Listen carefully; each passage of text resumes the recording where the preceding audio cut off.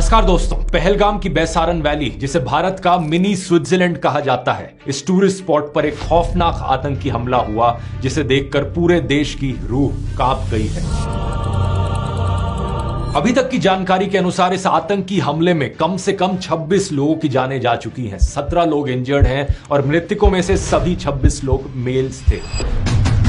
इस high altitude location पर केवल पैदल या खच्चर पर बैठ के पहुंचा जा सकता है, इसलिए रेस्क्यू ऑपरेशंस के लिए हेलीकॉप्टर का इस्तेमाल किया गया, जबकि लोकल्स खच्चरों की मदद से इंजर्ड लोगों को वहां से वापस लाए। कम से कम 12 टूरिस्ट को पहलगाम हॉस्पिटल में एडमिट करवाया गया और डॉक्टर्स ने कहा है कि अब ये 12 लोग स्टेबल कंडीशन में हैं। इस आतंकी हमले में लोगों को उनके रिलीजन के आधार पर टारगेट किया गया। एक विक्टिम मुस्लिम थे, सैयद आदिल हुसैन शाह, जो पहलगाम के ही लोकल थे, वहां खच्चर चलाने का काम करते थे। इनके अलावा एक क्रिश्चियन थे और बाकी 24 लोग जो मारे गए वो सब हिंदू थे, जो अलग अलग जगह से आए हुए टूरिस्ट थे, जैसे कि जयपुर के 32 साल के नीरज उदवानी, जो यूएई में काम करते थे। ये छुट्टियों के लिए घर आए हुए थे, अपनी पत्नी के साथ पहले शिमला में एक शादी अटेंड की और फिर बाद में कश्मीर घूमने गए थे। ऐसे ही एक विक्टिम नेपाल से थे, सुदीप न्यूपणे। इसके अलावा आईएएफ, आईबी और नेवी के ऑफिसर्स, अरुणाचल से आए हुए इंडियन एयरफोर्स कॉर्पोरल तागे हेलियांग, इंटेलिजेंस ब्यूरो के सेक्शन ऑफिसर मनीष रंजन, जो एलटीसी लेकर बिहार से यहां घूमने आए थे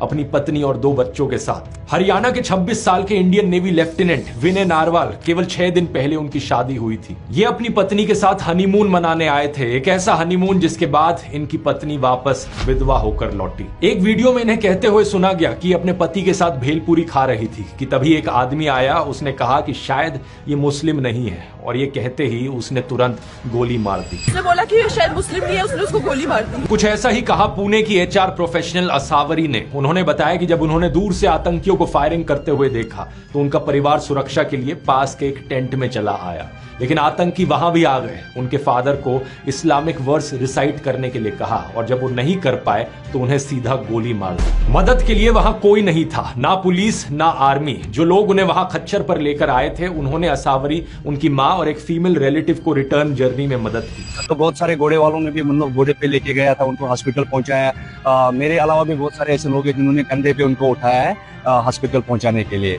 बाद में करीब 20 मिनट बाद इंडियन आर्मी वहां पहुंची और उन्हें रेस्क्यू किया। पाकिस्तान बेस्ड टेरर ग्रुप लश्कर ए तायबा के एक शैडो ग्रुप टीआरएफ ने इस हमले की जिम्मेवारी ली है। टीआरएफ का फुल फॉर्म है द रेजिस्टेंस फ्रंट। 2 साल पहले जब टीआरएफ ने कश्मीर के पत्रकारों को धमकियां दी थी, तब मिनिस्ट्री ऑफ होम अफेयर्स ने इसे यूएपीए के अंतर्गत एक आतंकवादी संगठन डिक्लेयर कर दिया था। इस टेरर ग्रुप के मेंबर शेख सज्जाद गुल को भी यूएपीए के 4थे शेड्यूल के अंतर्गत आतंकवादी घोषित किया गया था। एक इंटेलिजेंस असेसमेंट के मुताबिक ये सस्पेक्ट